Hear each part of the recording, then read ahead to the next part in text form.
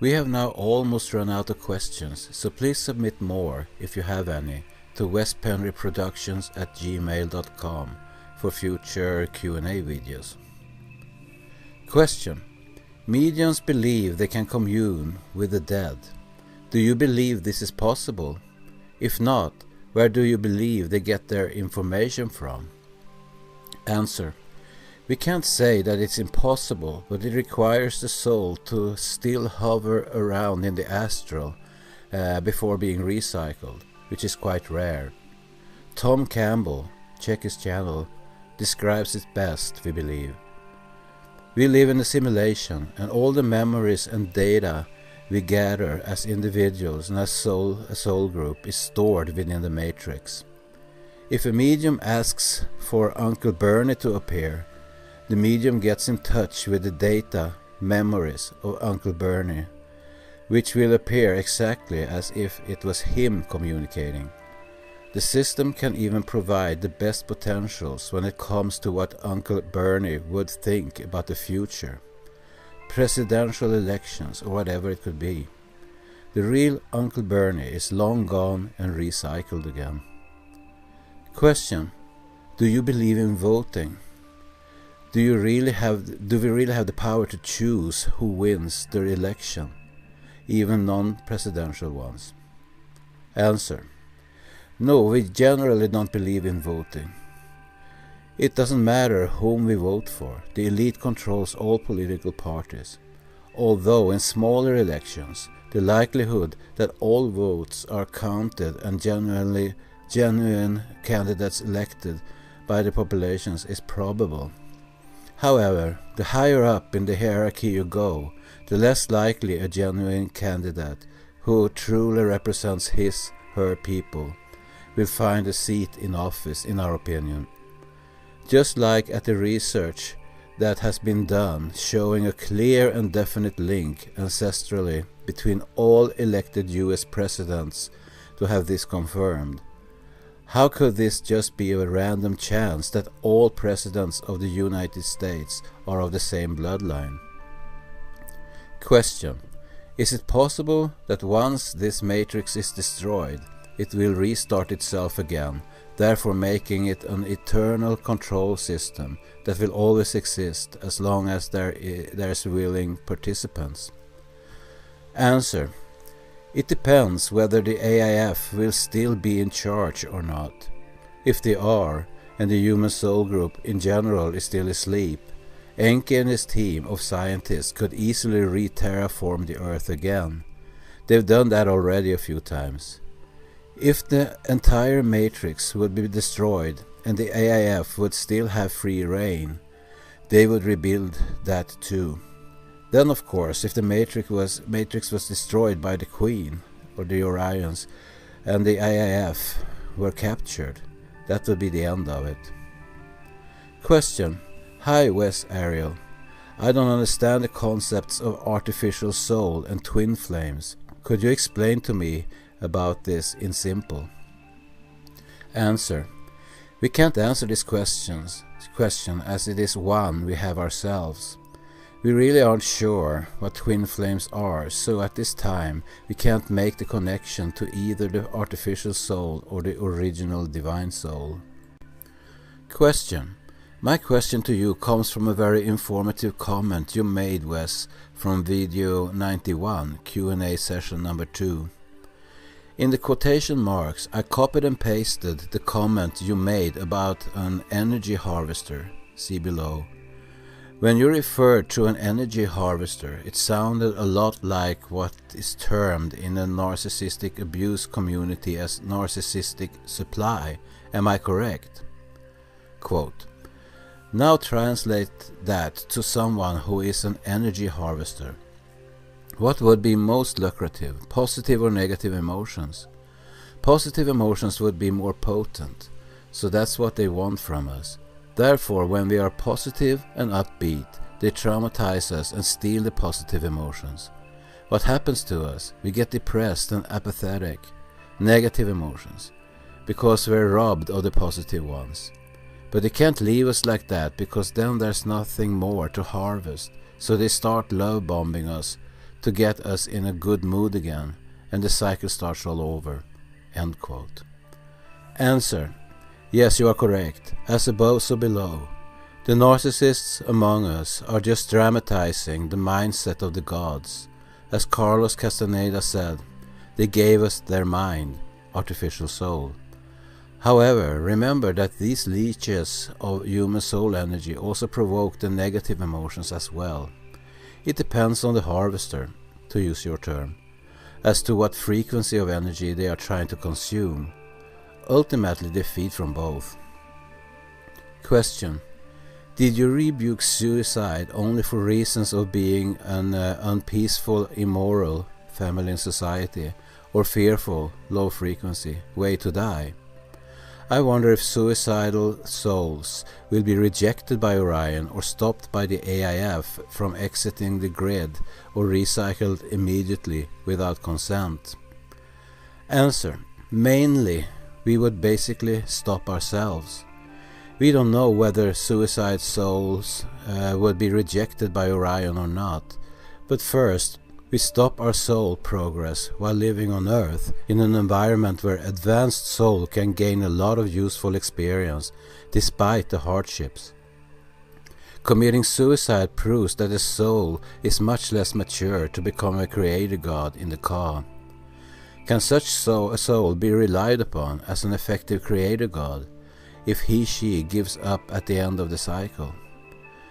Second, as mentioned in earlier videos, it's more often than not a fear-based decision to commit suicide, which also indicates that the person still has attachments to this world, negative attachments which could very well prevent the soul from exiting.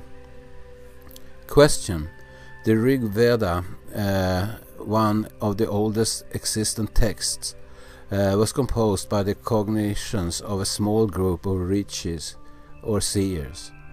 10 families of rishis account for 95% of the verses in the 10 books of the Rig Veda. Do you know anything about these rishis? Are they a part of the AIF or are they benevolent beings? Answer: this is a quote from the Wes Penre papers, WPP level 5. Quote: the Hindu gods also had their scribes, of course, and in the Vedic texts they are called rishis and sometimes sages, although we will make more of a distinction between the two later on. For now I will use both terms interchangeably. Interestingly enough, it says in the Vedic texts that the rishis were fish-like beings, meaning they were aquatic in nature.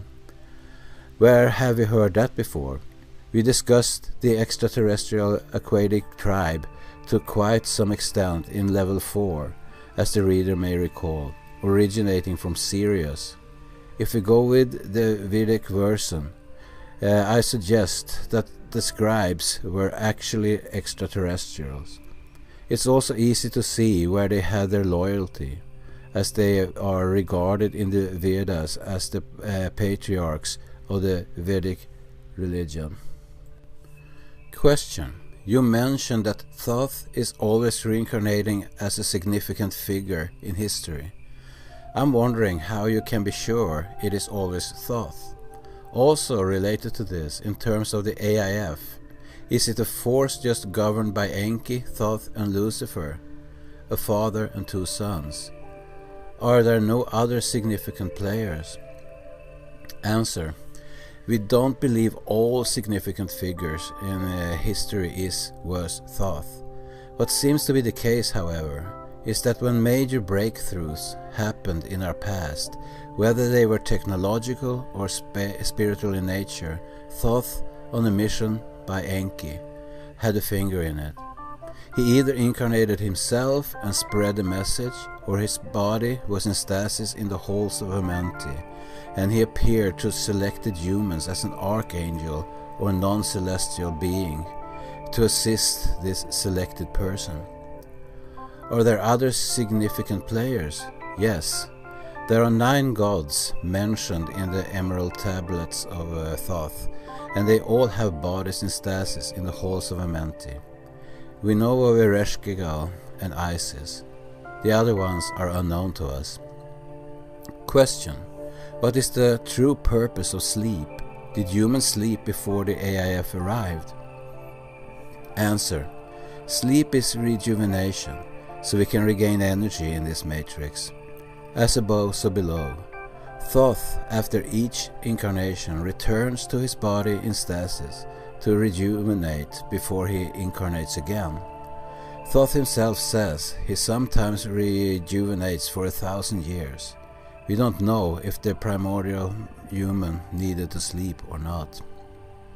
Question: can you explain nanobots in more detail? How big are they? What are they made of? Do they affect our DNA? And who is doing this? And how can they get them into the food supply, aside from what comes in through chemtrails? Answer: the nanobots are of nano size, i.e. they are quantum size. They are made with quantum technology given to human scientists by the overlords, so we can use them for their purpose. Those of us who don't have access to this technology and are not highly educated in nanotechnology will not understand the technology of the gods. This technology was given to the brightest scientists in the world, who are smart enough to learn and understand it. Yes, they affect our DNA. Actually, they are meant to replace our DNA entirely with artificial DNA, unrelated to the DNA of the universe. Chemtrails are a big part of it. From there, of course, they get into the food that is growing as well. But they also have the means to insert bots into medicine and food directly. Again, that's technology that goes way over the average human's head. Question: you mentioned that there are other alien groups here on the planet. You mentioned that they are not all in agreement with the AIF. Is there actually an alliance, an alien force for good, that is actually planning to bring down the AIF, or at least its earthly minions, as mentioned by other YouTubers? I somehow find it hard to believe that, if they are good alien forces out there, they can have an impact.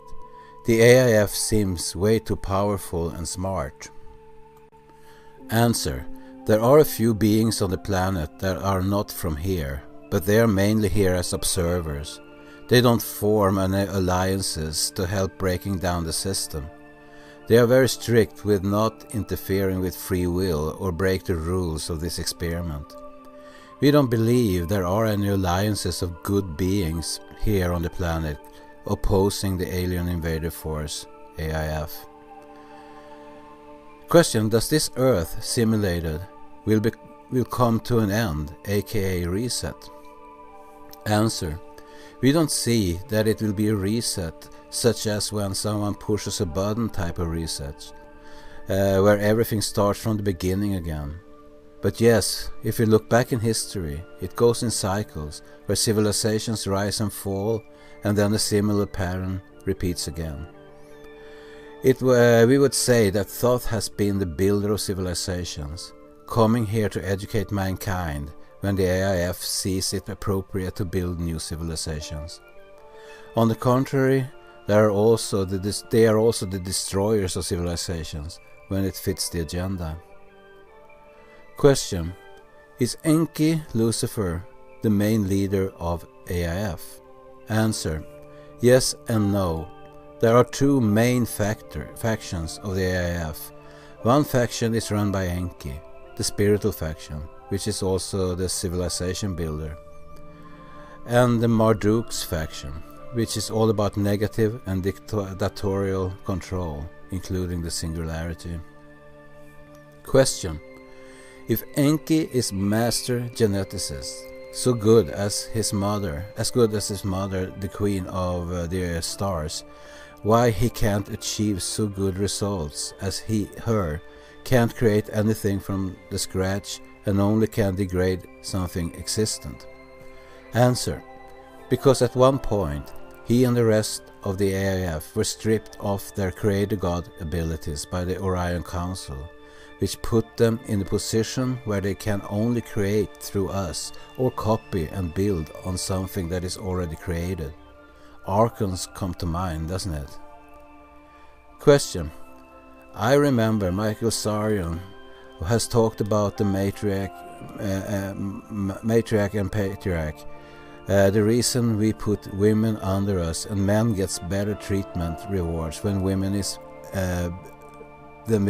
because last world age or something that women was on top controlling and ruling, and they treated men like dirt, so that's why this time around we got them back. What's going on here? What do you think he meant? Answer. Although there are certain destructive and oppressive women, and have been throughout history, just like men, we don't see Sarion's theory being valid. Women have been suppressed because this is Enki's universe, where he is the male god. He doesn't think very highly of females, and neither does Marduk. The reason is because they have a horn on the side of the mother goddess, the queen. The real universe, the Ka, is feminine, while Enki has made his own 4% universe masculine and patriarchal. Sarion's suggestion seems like propaganda to strengthen the division and discord between males and females. Question. Ever since my spiritual awakening journey, which happened around 2011, I have been seeing certain number sequences. The first one that stood out was 1111. There are many interpretations online that made me give up on trying to figure out what they specifically mean, but that doesn't mean I stop paying attention to them. Even when I don't really pay attention to them, they just show up anywhere. I believe I'm not the only one who has been having this kind of experience. What is it really? Spiritual awakening trigger? A glitch in the matrix? A number of activation for parts of the DNA? Angel numbers? Sign of being a starseed? A sign that the universe is trying to communicate to you? Answer. From what we know, seeing numbers in sequence or repeated numbers is your strengthening connection to the universe. So your last question would be the correct answer. It can be seen as a sign to make you pay attention at that moment. Whatever you were talking about or thinking about immediately before or at the moment when you see these signs is important in some way. It could just be nothing more than a confirmation that you are on the right track with your thinking. The numbers themselves don't represent messages as much as you are noticing the pattern at a specific moment. That is the message. Pay attention. DNA activations and the term starseed are deceptions of event-type narratives and New Age, New Religion programming. Question. There has been a lot of people going to the other side, beyond the veil, and see the tunnel of light, but I can't find any that have mentioned seeing the grid going to the light or coming back to Earth when given a second chance. Some people are pulled or drawn to the light, and it sounds like they had no choice, which we know is a soul trap. Not because they are religious, some are atheists. When our time comes, what if we see no grid, only the light? Do we head toward the light and fight to turn them down, no matter how much they try to persuade us to stay, then have to be reincarnated? Also, if we do turn them down to try to find the grid, would it just appear, or could we be trapped like lost souls in the between life area?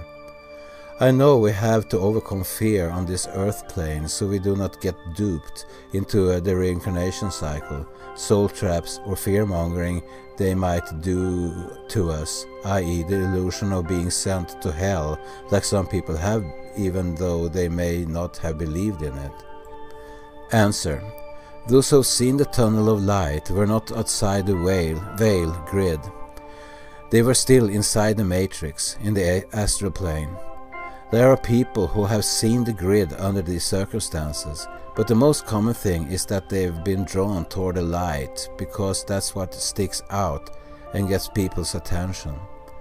This tunnel also emanates a lot of love, which is harvested from human souls, and is very attractive to the soul.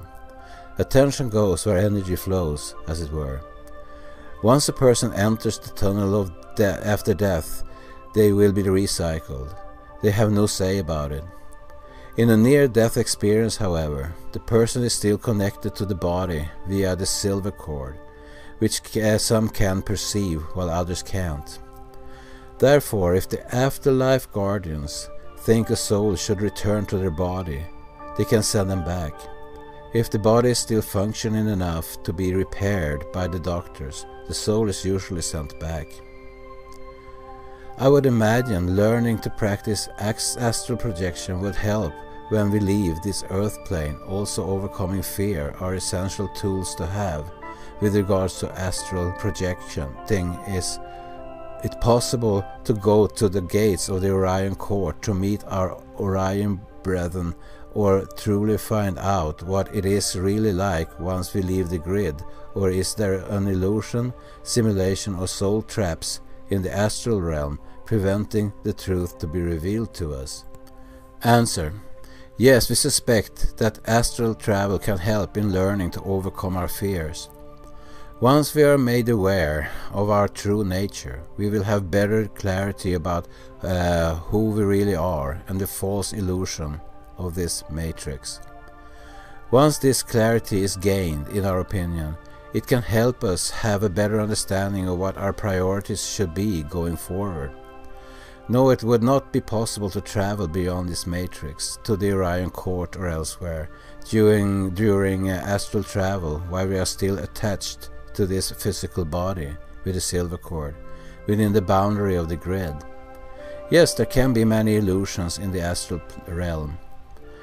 This is the reason why the more we can learn about ourselves, the better prepared we will be, and the less likely we will be manipulated by any false illusions or projections. Even when the path to exit isn't marked, we can still find it by knowing what to avoid.